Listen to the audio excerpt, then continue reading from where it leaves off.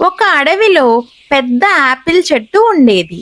దాని మీద ఎన్నో పక్షులు, చీమలు సంతోషంగా జీవించేవి. ఒకరోజు ఉదయం ఒక వుడ్ కట్టర్ పెద్ద గొడ్డలి తెచ్చి ఆ చెట్టుని కొట్టాలనుకుంటాడు.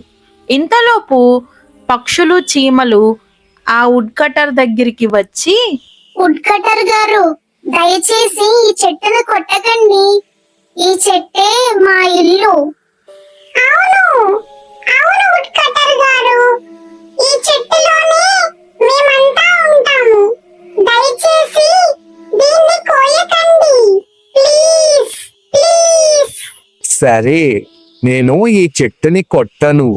మీరు సంతోషంగా జీవించండి అని చెప్పి వుడ్ కటర్ అక్కడి నుంచి వెళ్ళిపోతాడు. చీమలు, పక్షులు ఆ రోజు నుంచి చాలా సంతోషంగా జీవించాయి. మనం చెట్లను కాపాడాలి, మరిన్ని చెట్లను నాటాలి.